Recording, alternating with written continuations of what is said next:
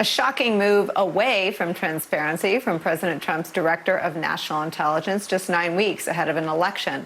John Ratcliffe, he's the DNI, his office saying it won't provide any more in-person briefings to Congress on the topic of foreign election meddling, even though that office has already confirmed that Russia is once again interfering to try to help Donald Trump win. Joining our conversation is Senator Angus King from Maine. He's a member of the Senate Intelligence Committee, someone we turn to on the most dire national security topics. I spoke to a former senior intelligence official today who said, I don't know what to say anymore. We don't do this. And I asked specifically about whether Gina Haspel, CIA director, could buck Ratcliffe and continue briefings. And he said, I just don't know anymore. I mean, what is the state of play and the relationship between the intelligence community and their rightful oversight committees like yours? Well, this is a stark slap in the face to the American people, Nicole. I hope this isn't characterized as a spat between Congress and the president. Congress is really a stand-in for the American people in this situation who deserve to have this information, who deserve to know what their government knows about foreign interference in our election. That's what's really at stake here. And the people paid for this collection of intelligence, and they ought to get it, subject to sources and methods and reasonable classification. But this is an insult to the American people to say we're not going to brief Congress anymore, or we're not going to brief in person. And by the way, that's saying we're going to submit written statements. That's hollow. I've been in 400 or 500 congressional hearings in the last 8 years.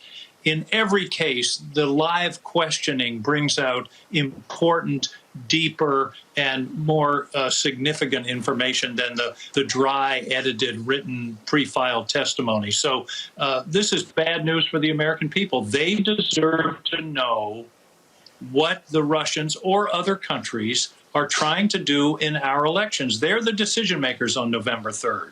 And the intelligence community works for the American people. They don't work for the president, for any particular president. And this is a case where they owe the people this information.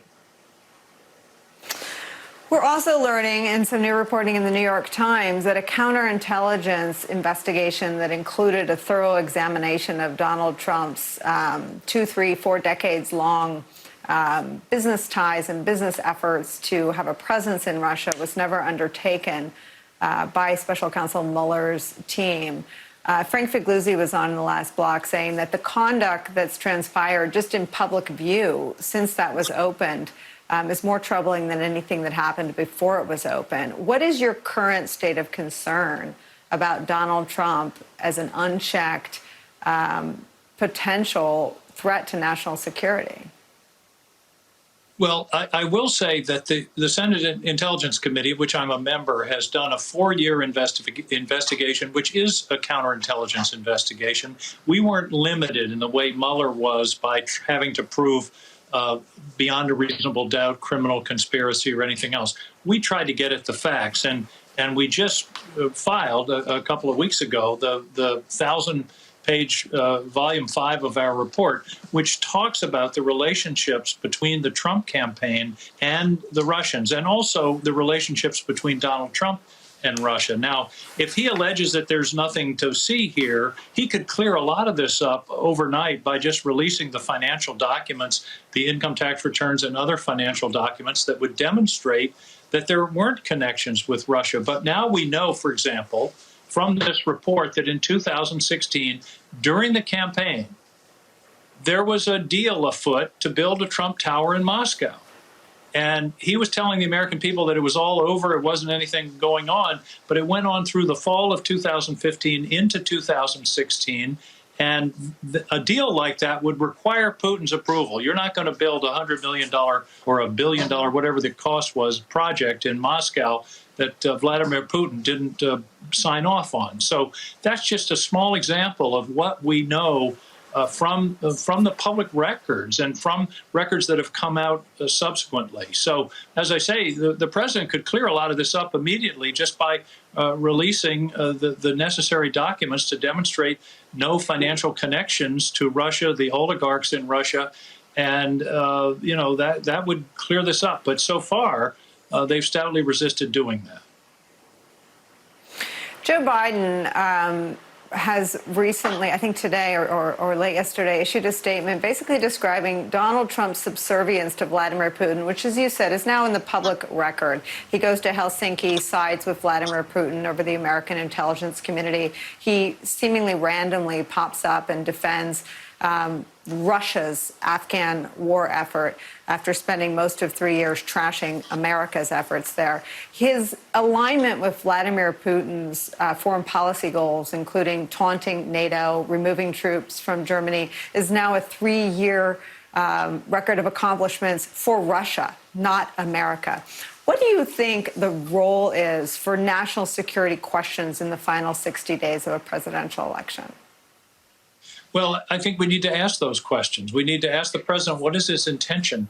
Vladimir Putin's most fervid dream would be the breakup of NATO. That's been a goal of his since he took power.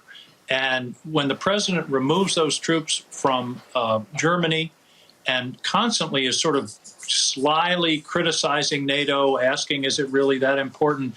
All this business about they're not paying their fair share is that's Putin's strategy, is to drive a wedge into NATO. It's a thorn in his side. So again, I think the president needs to speak frankly with the American people about what his intentions are with regard to NATO.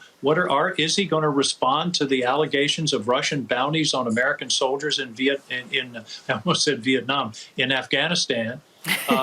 Is he going to take those firm, straightforward positions? Because thus far, it hasn't happened. I mean, as far as I know, he's taken no position on the bounty issue, even though it's been repeatedly brought to his attention.